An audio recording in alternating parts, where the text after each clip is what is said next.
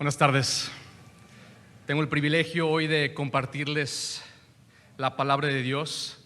Si están visitando, por favor, si salen decepcionados, regresen por favor, porque tenemos un pastor increíble que predica increíble. No se dejen llevar por esta primera impresión. Vamos a continuar nuestra serie en Primera de Pedro y el texto del día de hoy es un tanto largo, por lo que también el sermón va a ser un tantito largo. Les pido que por favor sean pacientes, pero el texto del día de hoy viene en Primera de Pedro 2, capítulo 2, versículos 11 al capítulo 3, versículo 7. Les voy a pedir que me acompañen en la lectura. Dice, voy a usar la Biblia, es NBLH, hay unos versículos donde hay una idea un poco confusa y nada más por eso voy a utilizar esta versión, es NBLH, no es NBI que acostumbramos usar. Pero dice, amados, les ruego como a extranjeros y peregrinos que se abstengan de las pasiones carnales que combaten contra el alma. Mantengan entre los incrédulos una conducta irreprochable, a fin de que en aquello que les calumnian como malhechores, ellos, por razón de las buenas obras de ustedes, al considerarlas, glorifiquen a Dios en el día del juicio. Sométanse por causa del Señor a toda institución humana, ya sea al rey como autoridad o a los gobernadores como enviados por él para castigo de los malhechores y alabanza de los que hacen el bien. Porque esta es la voluntad de Dios, que haciendo bien ustedes hagan enmudecer la ignorancia de los hombres insensatos. Anden como libres, pero no usen la libertad como un pretexto para la maldad, sino empleenla como siervos de Dios. Honren a todos, amen a los hermanos, teman a Dios, honren al rey. Siervos, estén sujetos a sus amos con todo respeto, no solo a los que son buenos y afables, sino también a los que son insoportables, porque esto haya gracia. Si por causa de la conciencia ante Dios alguien sobrelleva penalidades sufriendo injustamente, pues ¿qué mérito hay si cuando ustedes pecan y son tratados con severidad lo soportan con paciencia? Pero si cuando hacen lo bueno sufren por ello y lo soportan con paciencia, esto haya gracia con Dios. Porque para este propósito han sido llamados, pues también Cristo sufrió por ustedes, dejándoles ejemplo para que sigan sus pasos, el cual no cometió pecado ni engaño alguno se halló en su boca, y quien cuando lo ultrajaba no respondía ultrajando. Cuando padecía no amenazaba, sino que se encomendaba a aquel que juzga con justicia. Él mismo cargó nuestros pecados en su cuerpo sobre la cruz, a fin de que muramos al pecado y vivamos a la justicia, porque por sus heridas fueron ustedes sanados. Pues ustedes andaban descarriados como ovejas, pero ahora han vuelto al pastor y guardián de sus almas. Asimismo, ustedes, mujeres, estén sujetas a sus maridos, de modo que si algunos de ellos son desobedientes a la palabra, puedan ser ganados sin palabra alguna por la conducta de sus mujeres, al observar ellos su conducta casta y respetuosa. Que el adorno de ustedes no sea el externo, peinados ostentosos, joyas de oro o vestidos lujosos, sino que sea lo que procede de lo íntimo del corazón, con el adorno incorruptible de un espíritu tierno y sereno, lo cual es precioso delante de Dios. Porque así también se adornaban en otro tiempo las santas mujeres que esperaban en Dios, estando sujetas a sus maridos. Así obedeció Sara a Abraham, llamándolo Señor, y ustedes han llegado a ser hijas de ellas si hacen el bien y no tienen miedo de nada que pueda aterrorizarlas. Ustedes, maridos, igualmente convivan de manera comprensiva con sus mujeres, como con un vaso más frágil, puesto que es mujer, dándole honor por ser heredera como ustedes de la gracia de la vida, para que sus oraciones no sean estorbadas. La semana pasada escuchamos cómo Dios ha estado edificando a su iglesia, Cristo siendo la piedra angular y el resto de los santos, incluyéndonos a nosotros, las piedras vivas de esta misma construcción, piedras que forman parte del templo de Dios, un templo no físico sino espiritual, Un templo construido por un solo propósito, para un solo propósito, que es alabar y adorar a Dios. O en palabras de primera de Pedro 2:9, este templo está siendo construido para proclamar las excelencias de aquel que llamó a su iglesia de las tinieblas a la luz. Hombres y mujeres redimidos por Dios, siendo unidos a un solo cuerpo, con un solo propósito en mente: alabar al Dios que les ha mostrado misericordia. Hombres y mujeres quienes están conscientes de su maldad y de su grande necesidad de la misericordia de Dios. Personas que saben que no eran hijos de Dios, pero que por la misericordia de Dios ahora son hijos de Dios, reunidos en su santo nombre, llamados a una nueva ciudadanía, elegidos para ser una nación santa, pueblo santo del poderoso e increíble creador y dueño de todo el universo, el Señor Jesucristo. Pero debemos recordar que esta redención que Él ha llevado a cabo en nuestras vidas no se trata nada más de nuestra salvación. Dios nos salva y nuestra salvación tiene un propósito dentro de sus planes. No se trata únicamente de salvarnos de la condenación del infierno, sino que Dios se manifieste en nuestras vidas de manera que seamos conformados a la imagen de su Hijo Jesucristo y así hacer resplandecer su santo nombre y la gran misericordia que Él nos ha mostrado. Versículo 24 dice: Él mismo cargó nuestros pecados en su cuerpo sobre la cruz, a fin de que muramos al pecado y vivamos a la justicia, porque por sus heridas fueron ustedes sanados. Vemos aquí que en este versículo somos salvos a fin de morir al pecado y vivir a la justicia. Tal como escuchamos la semana pasada, somos salvos para ofrecer nuestros cuerpos como sacrificios vivos de alabanza. Y estas dos palabras, sacrificio vivo, son palabras que se contrastan entre sí, son palabras opuestas. El sacrificio está hablando de algo que tiene que morir, hay una muerte. Entonces, cuando escuchamos esto como cristianos, este concepto de vivir como sacrificios vivos de alabanza, quiere decir no nada más que hay una forma en la cual vivimos, sino también hay algo a lo cual nosotros morimos. Hay un sacrificio, y el sacrificio en nuestras vidas lo vemos en Romanos 8:13, que dice: si por medio del Espíritu damos muerte a los malos hábitos del cuerpo, viviremos. Nuestra carne debe de morir y así seremos sacrificios vivos. Es importante recordar que el matar o ir en contra de nuestra naturaleza pecaminosa no es principalmente nuestra obra. El texto es claro, dice que el Espíritu es por quien hacemos esto. Si por medio del Espíritu dan muerte a los pecados y los malos deseos, vivirán. Ahora, todo esto es importante porque el versículo 11 de nuestro texto el día de hoy comienza con un ruego por parte de Pedro. Pedro le ruega a la iglesia que se abstengan de las pasiones carnales que combaten contra el alma. Hay una guerra, Pedro la ve. Pedro ve a la iglesia y sabe que hay una guerra. Él ve cómo la construcción de Dios, la construcción del santo templo de Dios está bajo ataque. Sabe del peligro que existe. Y Pedro, tal como Pablo, sabe que si el pueblo de Dios cede a la carne, cede a las pasiones, morirán. Entonces, Pedro comienza con un llamado a acción. Dice: absténganse de los deseos de la carne. Recordamos que esta serie de Primera de Pedro ha sido marcada fuertemente por el tema del sufrimiento, pero ahora comienza a hablar de esta guerra de la carne y los deseos pecaminosos en contra de nuestras almas.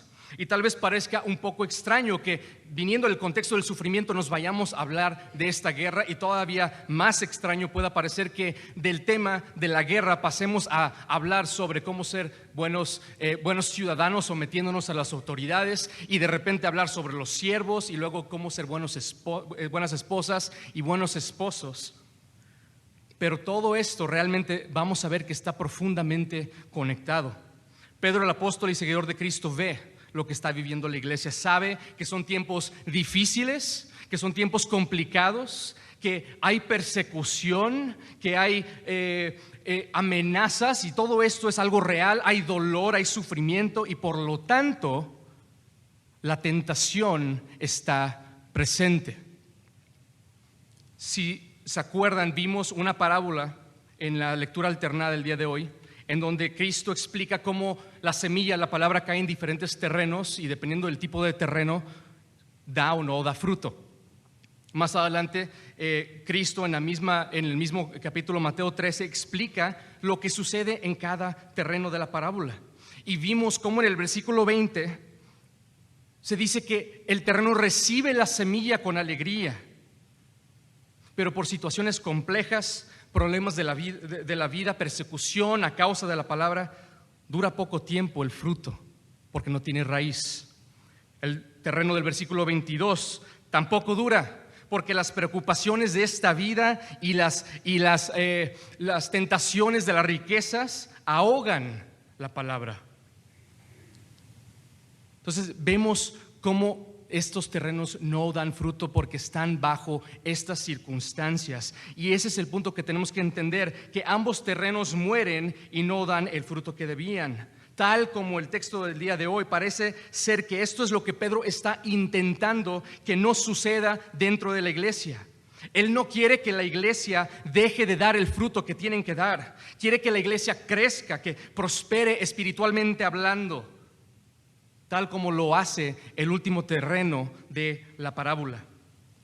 Pero sabe y está consciente que el dolor es real, las preocupaciones son reales, el sufrimiento es real, y por lo tanto sabe que dentro de la iglesia va a haber tentación. ¿Tentación de qué? Abandonemos la fe. Esto es demasiado, ya no puedo más, nos están persiguiendo, y si cedemos a negar a Cristo, si negamos nuestra fe, todo esto se detiene. Ve a las personas afuera de la iglesia, ellos se ven contentos, tienen todo, tienen lo que ellos quieren, lo que desean, hacen lo que quieren. Nosotros, por lo contrario, somos odiados, perseguidos y estamos sufriendo. Esto es en lo que se convierten estos terrenos no fértiles. Personas que con el tiempo demuestran no ser realmente cristianos. Y esto es precisamente lo que sucedía históricamente dentro de la iglesia en esta época. Algunos se mantenían firmes hasta la muerte por su fe, mientras que otras personas que se dejaban llevar por las persecuciones, por las pruebas, por las preocupaciones y placeres mundanos, pasajeros de este mundo, estas personas no entendían que aún así, si por ser cristianos iban a ser odiados hasta la muerte, ahí habría más ganancia de lo que las miserias de los tesoros de este mundo nos pueden ofrecer. Cristo mismo preguntó: ¿de qué sirve ganarse todo el mundo entero si se pierde el alma? Entonces vemos como Pedro, al ver la situación actual de la iglesia, que está sufriendo y está pasando por pruebas, en el versículo 11 les está rogando: no se den por vencidos, no se la compren a la carne, no se la compren al mundo, no cedan a las pasiones, no cedan a los deseos de la carne. Y todavía, para enfatizar este punto y para animar a la iglesia, les refuerza diciendo: ustedes no son de aquí. Por eso les dice: extranjeros, peregrinos en este mundo, ustedes no son de aquí. Este mundo no puede ofrecerles lo que ustedes necesitan, y la gloria que habrá de revelarse en el futuro para ustedes no se compara con los sufrimientos actuales. Les dice que no fueron comprados ni con oro ni con plata, sino por la sangre preciosa de Cristo. Es un hecho histórico que la iglesia estaba pasando por esos tiempos complicados. Y a comparación de nuestro contexto, el día de hoy se ve un tanto distinta, por lo menos aquí en nuestro país. Pero esta guerra de la cual está hablando Pedro existe hoy mismo en nuestro contexto. Vivimos en medio de esta guerra, sufrimos en medio de esta guerra. Nuestras almas siguen estando bajo una amenaza. La construcción de Dios sigue bajo amenaza. Y dentro de esta batalla siempre va a haber tentación. Debemos darnos cuenta de que la guerra o la batalla de la cual Pedro está hablando no son las circunstancias en las cuales la iglesia se encuentra. No es la iglesia contra Roma. la batalla es entre la iglesia y las pasiones de la carne. Y nosotros, como la iglesia, estamos en enemistad y en esta misma batalla contra la carne y sus pasiones. Nuestro pecado nos acecha, buscando distraernos de la gloria de Dios, engañándonos, buscando que nuestra alma muera y se pierda y resultemos ser estos terrenos infértiles. Entonces, obviamente, la batalla en nuestro contexto hoy en día sí se ve un poco más despejada, pero eso no es algo necesariamente bueno, porque estamos en un momento tan cómodo que por lo mismo muchas veces no nos damos cuenta que estamos bajo este ataque y siendo amenazados, pero sabemos que las tentaciones están ahí. ¿No es cierto que constantemente queremos o nos dejamos llevar por las pasiones de la carne en diferentes áreas de nuestras vidas? ¿No es cierto que muchas veces estamos dispuestos a sacrificar la vida verdadera cristiana y entregarnos a las riquezas y placeres de este mundo? Un cristianismo cómodo, estable. No queremos el sufrimiento. Cuando nos dejamos llevar, cuando cedemos a las pasiones de la carne, lo hacemos porque no hacerlo, el no ceder, nos implica sufrir de una manera u otra. Conforme matamos los deseos de la carne sufre. La carne grita, dice: ¿por qué no me das lo que quiero? ¿Por qué no haces lo que verdaderamente quieres hacer? Sientes ansiedad, no tienes el placer que tú quieres, sufres, cede. Mira al mundo. Tienen lo que quieren. Es más, no te vayas lejos, ve en la iglesia. Fulanito lo está haciendo, fulanito ya se dio, ¿por qué no lo haces tú también? Disfruta, aprovecha, la gracia venidera ya se tardó demasiado y tal vez no llegue. Por esto, en este contexto de sufrimiento, Pedro le está rogando a la iglesia que se abstenga de las pasiones de la carne. Sabe lo que puede suceder, entiende la presión, pero quiere que la iglesia se mantenga firme y no quiere que ninguna piedra resulte ser de las que abandonan la fe a causa de persecución, pruebas, preocupaciones, riquezas, placeres del mundo. En el resto del texto del día de hoy, Pedro comienza a dar las indicaciones necesarias para pelear esta batalla como cristianos. El punto de Pedro no es solo exhortarnos a abstenernos y ser pasivos en esta batalla, en el sentido de que nada más nos cuidemos de no caer en las pasiones de la carne, sino que nos llama también a la parte ofensiva de la batalla. Absténganse, pero ahora ataquen. Y nos comienza a dar lo que parece ser algunos ejemplos de cómo debemos pelear. Y aquí es en donde entra el resto del texto: la sumisión de las autoridades, la sumisión como esclavos o siervos a nuestros amos, la sumisión de la esposa al esposo, el hombre y cómo debe honrar a su esposa. Todas estas cosas son parte de una estrategia de batalla. Seguramente te estás preguntando qué tienen que ver todas esas cosas con una estrategia de batalla, pero debemos recordar que Dios no es como nosotros, que nuestros pensamientos no son como los de Él, que nuestros caminos no son como los de Él. Por lo tanto, les aseguro que la forma en la cual Él nos pediría que abordemos esta batalla no sería como nosotros concluiríamos hacerlo. Esta estrategia de guerra que Dios nos ha dado se puede resumir en una sola palabra: adoración. Alabanza. Piensen en esto. ¿Nuestra carne quiere que adoremos? La respuesta es sí, pero no a Dios. Quiere que adoremos todo excepto a Dios. Satanás, él también, él lo que quiere es robar la adoración que le debemos a Dios y que Él merece, y hacer que nosotros la canalicemos a otras cosas. Entonces Dios ve esto y Él dice: ok, vamos a ir a la batalla, y lo que van a hacer es precisamente lo que tienen que hacer, es adorar, pero adorarme a mí. Que nuestras vidas lo alaben, que nuestra pelea, esta pelea en la batalla, sea con adoración. Entonces somos llamados a ser hijos e hijas no solamente pasivos de Dios, sino activos. No nos llama solamente a abstenernos de este pecado, nos llama a la actividad, al ataque, que nuestras vidas estén marcadas por la justicia. Entonces vemos después del versículo 11 en donde nos dice qué no hacer, que es ceder a la carne. Versículo 12 dice: mantengan entre los incrédulos una conducta irreprochable. En contraste al versículo 11, donde ya se nos dijo qué no hacer, ahora escuchamos en el 12 qué sí hacer. Lo que tenemos que hacer es mantener una conducta honorable, irreprochable. Y estas instrucciones suenan un poco generales, ¿sí? Muy vagas. ¿Qué significa esto? Porque cuando nos dice Pedro que tengamos una conducta honorable, la pregunta natural es: ¿cómo se ve esta conducta honorable? ¿Cómo es esta vida de adoración que tú me estás pidiendo que tenga? ¿Cómo es? ¿Cómo ofrecemos nuestras vidas como sacrificios vivos para nuestro Dios?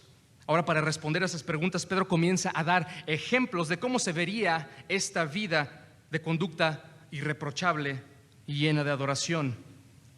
Versículo 13 y 14, de ahí viene este primer concepto, el sometimiento a las autoridades.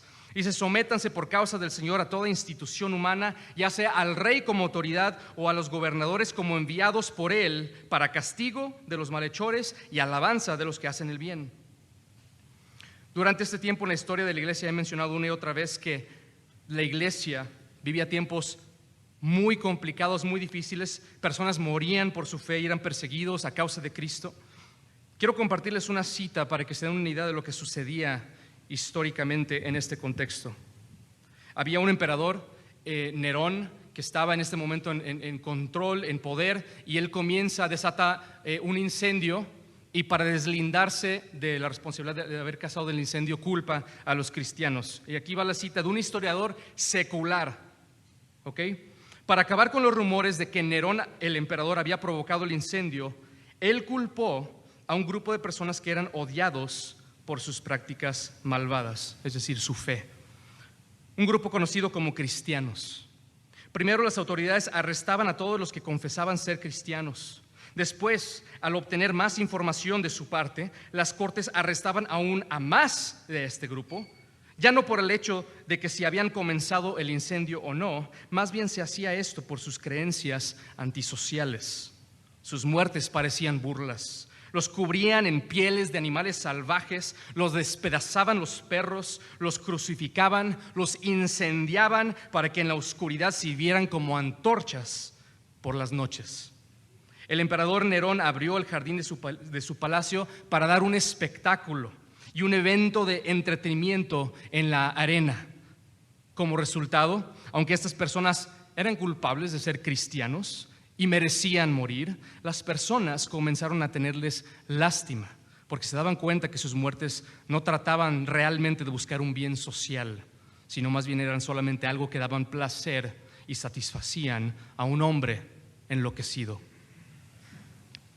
En luz de estas situaciones, podemos concluir y sabemos que lo que Pedro le estaba pidiendo a la iglesia, este sometimiento a las autoridades, no era algo sencillo.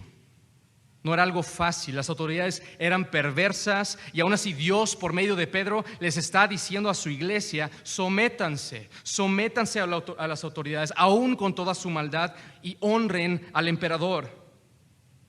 Este sometimiento a las autoridades en nuestra vida, aún en circunstancias injustas, es conducta irreprochable.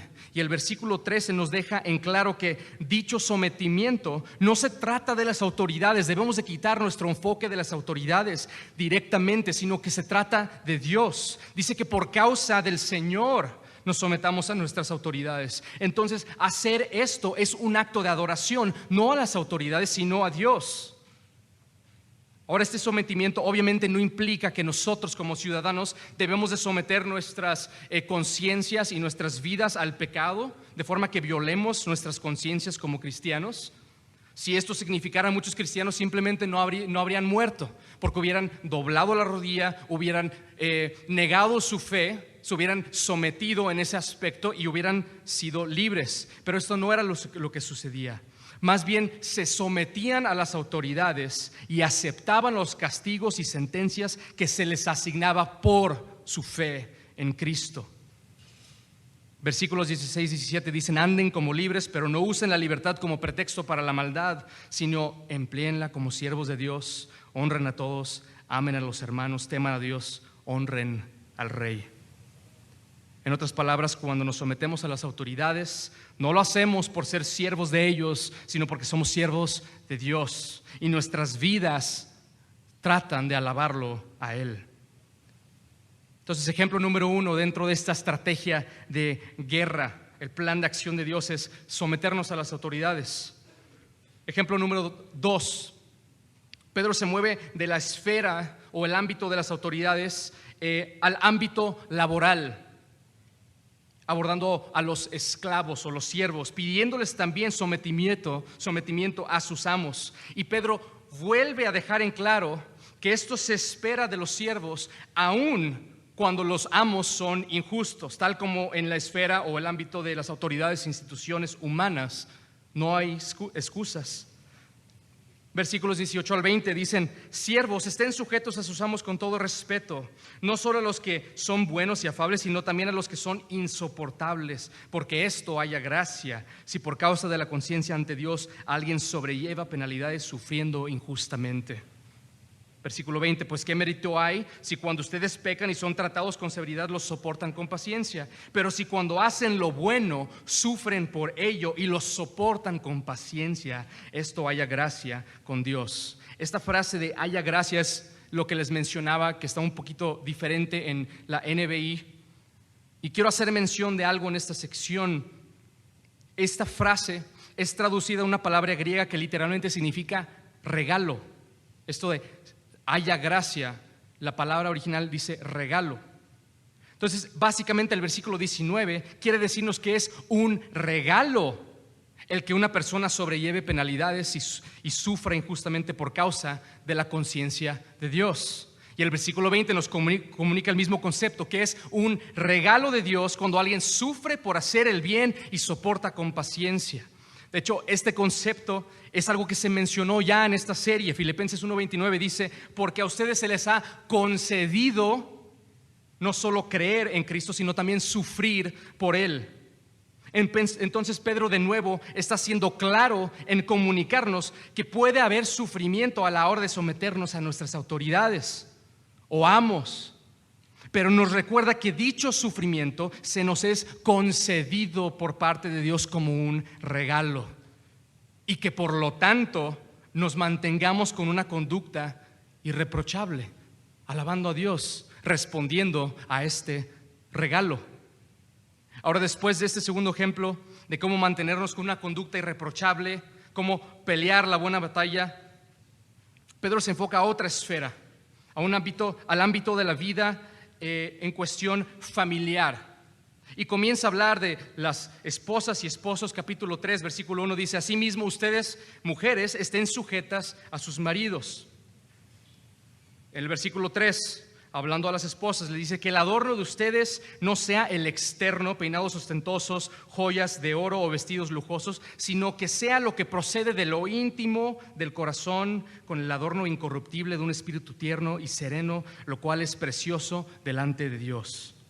Versículo 7, hablándole a los maridos, dice: ustedes, maridos, igualmente convivan de manera comprensiva con sus mujeres, como con un vaso más frágil, puesto que es mujer. Este concepto de más frágil está hablando de algo físico, puesto que es mujer, dándole honor por ser heredera como ustedes de la gracia de la vida, para que sus oraciones no sean estorbadas.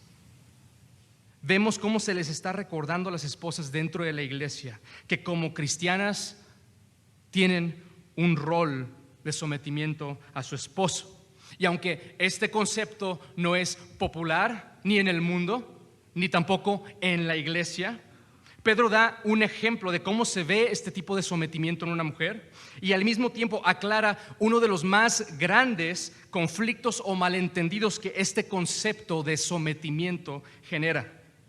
Primero que nada, este concepto de que la mujer se someta a su esposa provoca que las personas crean que la Biblia está haciendo a la mujer menos y haciendo al hombre más. Pero este no es el caso. Sabemos que Cristo, Hijo de Dios, plenamente Dios, totalmente Dios, se sometió a la voluntad de su Padre, y eso no lo hizo menos Dios.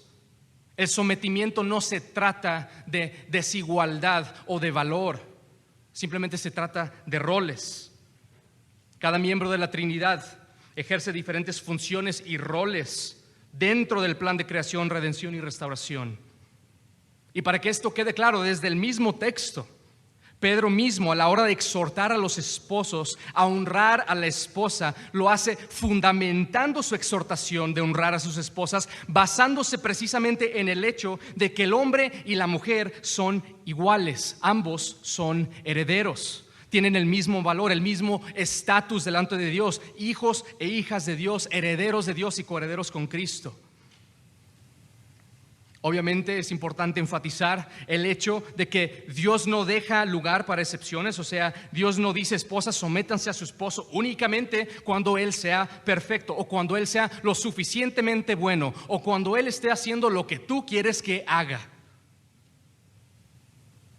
De hecho, el mismo texto nos habla de un sometimiento de una esposa que se somete a un esposo no creyente. Un esposo que por lo menos en este momento, siendo no creyente, no está llevando a su esposa a Cristo, pero sin embargo Dios le dice: tú haz lo tuyo, tú enfócate en tu rol, no el suyo, enfócate en el tuyo, alábame, adórame conforme tú vives tu rol.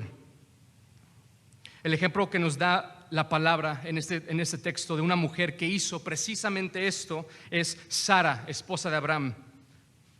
¿Alguien se acuerda qué tipo de esposa, de esposo fue Abraham, el patriarca? Seguramente Abraham es alguien envidiable en muchos sentidos de nuestra fe, ¿verdad? Pero les aseguro que si nos sometiéramos y imitáramos a Abraham en todos los sentidos como esposos, nos meteríamos en grandes problemas.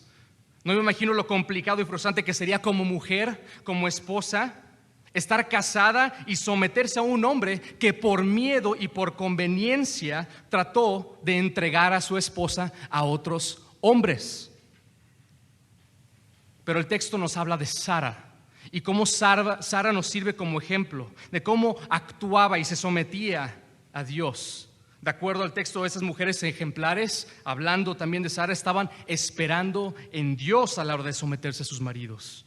No estaban confiando en sus maridos, sino en Dios. En otras palabras, conforme estas mujeres confiaban y se sometían a los esposos, realmente estaban confiando y sometiéndose a Dios.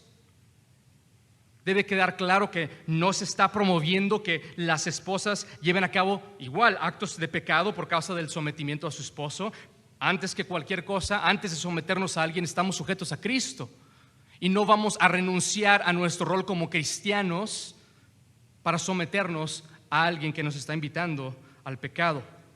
También debe quedar claro que obviamente hay casos extremos y peligrosos en donde no le diríamos a una esposa que se vaya a someter a un esposo que está abusando de ella. Y no estoy hablando de justificar el divorcio, simplemente estoy hablando de que hay casos difíciles en donde el esposo está abusando de una persona para satisfacer su orgullo, su ego, sus inseguridades, y en dichos casos requerimos de sabiduría tratando de proteger a la abusada. Pero el punto principal de esta sección es el exhortar y animar a las esposas a llevar a cabo su rol, que hagan su parte bien, que Dios se complace en esto. De hecho, el versículo 4 le llama a esta actitud el adorno incorruptible de un espíritu tierno y sereno, lo cual es precioso delante de Dios. Leímos en el versículo 3 que dice a las esposas que el adorno de ustedes no sea el externo, peinados ostentosos, joyas de oro o vestidos lujosos. Y de ahí Pedro explica cuál debe de ser el adorno. Versículo 4, el adorno incorruptible de un espíritu tierno y sereno, lo cual es precioso delante de Dios. Así que por favor, mujeres, no se vayan de aquí hoy creyendo que no se puede peinar bonito, que no pueden usar la ropa que les gusta, ¿sí? Que no pueden utilizar joyas. El punto no es la simple modestia. Lo que Dios quiere que escuchen hoy, mujeres y esposas, es sencillamente que Dios no se fija en el exterior. A Él lo que le importa es el interior. El tiempo que se dedican a la parte exterior, dedíquense a la interior. Eso es precioso delante de Dios. Así que como mujeres dediquen sus vidas, como esposas dediquen sus vidas a Dios en adoración de esta manera. Y esposos, basándose en el hecho de que sus esposas son iguales a ustedes, son iguales a nosotros en valor, honrémoslas. Recuerden lo que dice Efesios 5, que los esposos debemos de amar a nuestras esposas como amamos a nuestros propios cuerpos. Todo esposo que ama a su esposa se ama a sí mismo. Ahora, después de recibir todos esos ejemplos de cómo vivir y mantenernos con una conducta irreprochable delante de Dios, tal vez todo este concepto con el cual comenzamos de una guerra, una batalla, suena un poco exagerado, considerando el versículo 11 de nuestro texto hoy, donde claramente se nos dice que existe esta guerra por parte de la carne en contra de nuestras almas. Realmente ser buen ciudadano, buen siervo o trabajador, ser buena esposa o buen esposo, ¿hace una diferencia en esta batalla? ¿Estas cosas realmente son tácticas o estrategias de guerra?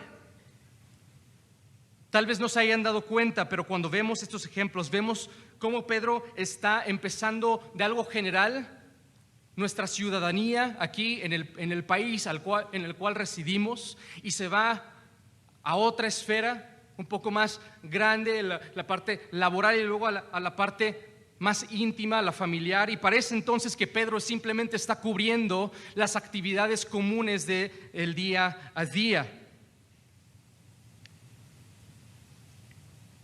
Pero tal vez todavía creas que el versículo que habla del combate o la guerra contra nuestras almas suena un tanto dramático, como para que Pedro se enfoque en cosas tan simples y tan cotidianas. Pero realmente es todo lo contrario. La guerra de las pasiones de la carne contra nuestras almas comienza precisamente en las actividades más simples y cotidianas. Escuchen lo que dice Santiago acerca del pecado. Dice Santiago 1, 14 al 15: cada uno es tentado cuando sus propios deseos, sus propios malos deseos lo arrastran y seducen. Luego, cuando el deseo ha concebido, engendra el pecado, y el pecado, una vez que ha sido consumado, da luz a la muerte. Los pecados pequeños en nuestras vidas no son pequeños. Cada uno de ellos es una amenaza de muerte, y debemos estar conscientes de que la batalla continúa y que no debemos bajar la guardia. Debemos estar dispuestos a matar la carne, dar muerte a los malos hábitos del cuerpo. Una casa entera se puede quemar con un solo cerillo. Así que hijos, hijas de Dios, embajadores y representantes de Dios, extranjeros, peregrinos, piedras vivas de la construcción y templo de Dios, estamos viviendo en esta tierra manteniendo nuestra conducta irreprochable delante de los demás. Nuestras vidas están marcadas por adoración a Dios, en donde reflejamos el carácter de nuestro Señor y Salvador Jesucristo. Quiero leerles una cita que demuestra lo que el mundo debería de ver en la iglesia de Cristo.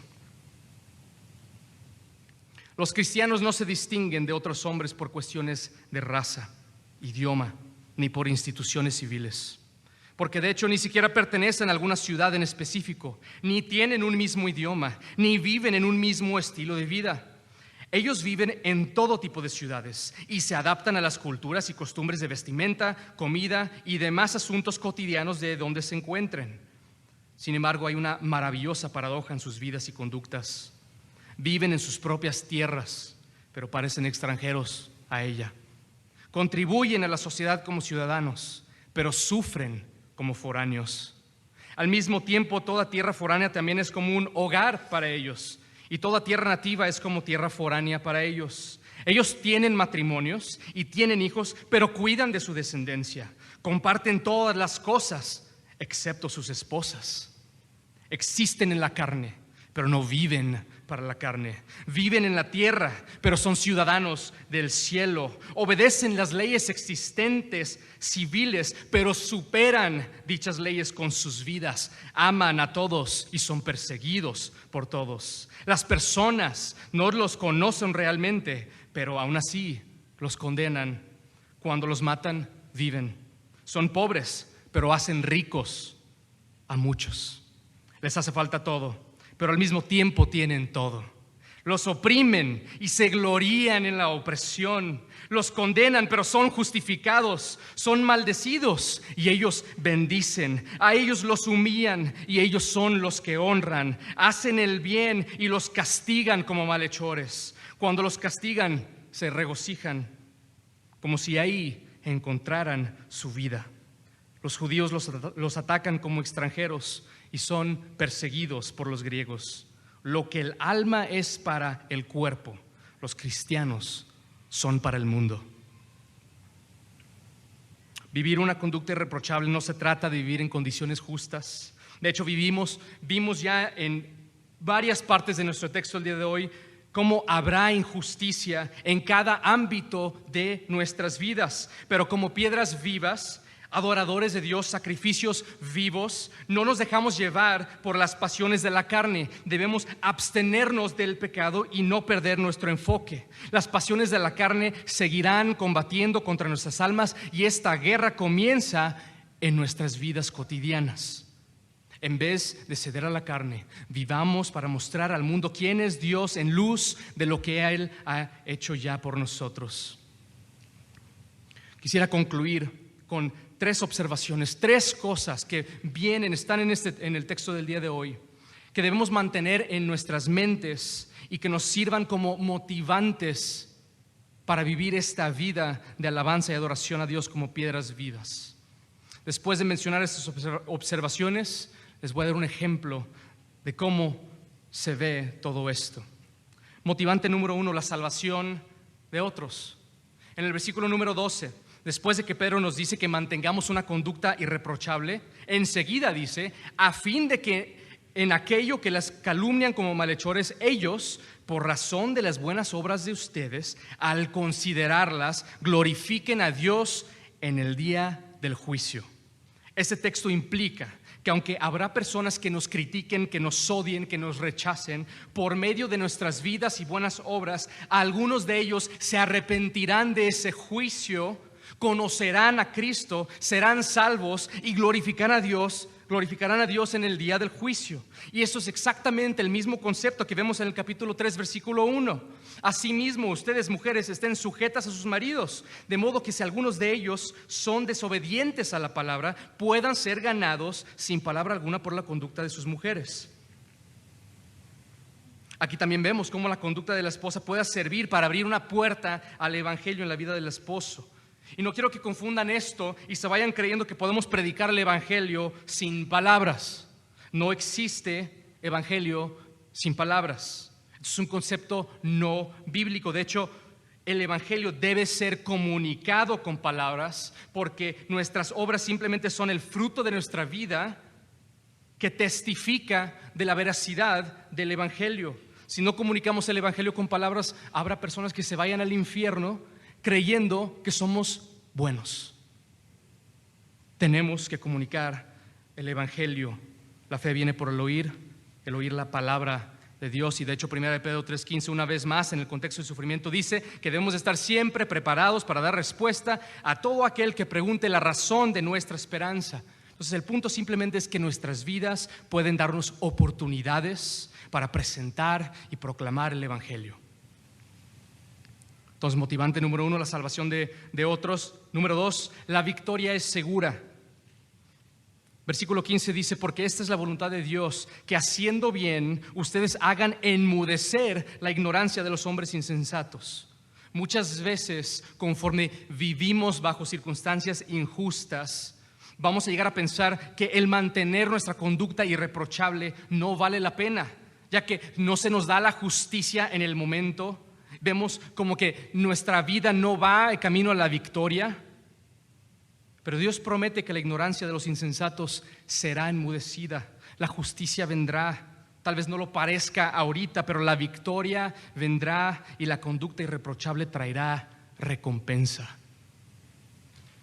Motivante número 3, la gloria de Dios. Nuestro propósito principal como individuos cristianos y como el cuerpo de Cristo también, sin importar las circunstancias, nuestro propósito es glorificar a Dios, Debemos de buscar glorificar a Dios y complacerlo al vivir vidas que reflejen quién es Cristo y reflejen lo que Él ha hecho por nosotros. Nosotros le mostramos al mundo quién es Dios y cómo es Dios cuando vivimos vidas de alabanza con conducta irreprochable. Así que si este es el propósito de la construcción del templo de Dios, fundado por la piedra angular de Jesucristo, así como es también el propósito de cada una de las piedras vivas, tomemos cada momento de nuestras vidas, ya sea bueno o malo, gozo, sufrimiento, para ofrecer nuestros cuerpos como sacrificios vivos de alabanza, para honrar y glorificar a Dios.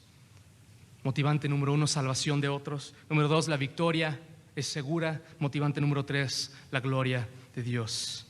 Ahora sí, para concluir, dentro de nuestro texto del día de hoy, Pedro nos pone un ejemplo de alguien que se dedicó por completo toda su vida a vivir de una manera irreprochable.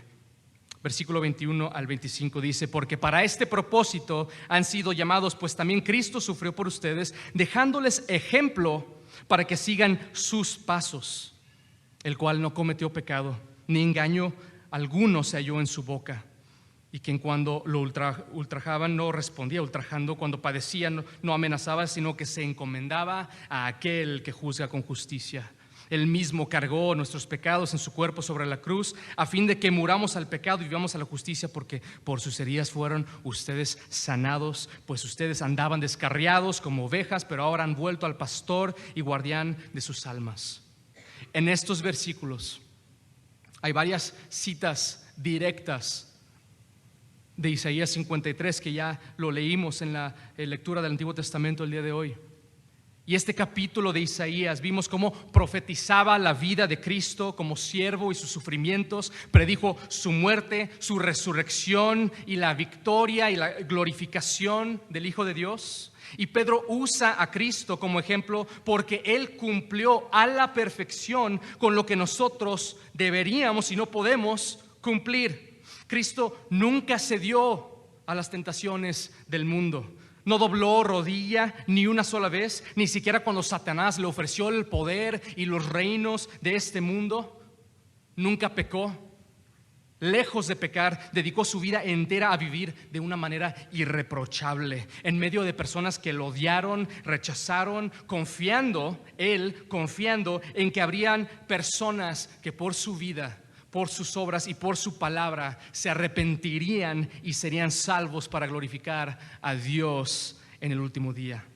Pedro usa a Cristo como ejemplo porque Él, siendo Dios, se sometió a la voluntad de su Padre gozosamente al someterse a las autoridades mundanas, crueles y corruptas, aún como hombre inocente, aún en las situaciones más humillantes, siendo tratado como un criminal. Pero Cristo, el ejemplo perfecto de lo que dice el versículo 15, haciendo bien, Cristo enmudeció la ignorancia de los hombres insensatos. Cuando parecía que Cristo estaba siendo derrotada, la palabra nos dice lo contrario. Colosenses 2:15 dice que Dios desarmó a los poderes y las potestades y por medio de Cristo los humilló en público al exhibirlos en su desfile triunfal. En todo, Cristo fue victorioso y está sentado sobre su trono a la diestra del Padre en los lugares celestiales, reinando sobre todas las cosas, mientras que el Padre pone a sus enemigos por estrado a sus pies. Todo cumplido, todo hecho para la gloria de Dios. Romanos 8:29, porque a los que Dios conoció de antemano, también los predestinó a ser transformados según la imagen de su Hijo, para que Él sea el primogénito entre muchos hermanos. Dios Padre nos ha decidido conocer, ha decidido tener una relación íntima con nosotros y nos ha predestinado a ser transformados a la imagen de Cristo, la piedra angular, primogénito entre nosotros. Nosotros, las piedras vivas de su hermosura, de su hermosa, santa construcción, redimidos por gracia, por medio de la fe, no por obras, sino nuestra salvación, un regalo inmerecido de Dios. Así que, iglesia, como ciudadanos del reino de Dios, sigamos los pasos de nuestro hermano mayor, nuestro ejemplo perfecto, Jesucristo, absteniéndonos de las pasiones de la carne que combaten contra nuestras almas, para que nosotros podamos reflejar su gloria, viviendo vidas de adoración, manteniendo una conducta irreprochable, sin importar las consecuencias, y así proclamemos las obras maravillosas de aquel que nos llamó de las tinieblas a su luz admirable. Vamos a orar.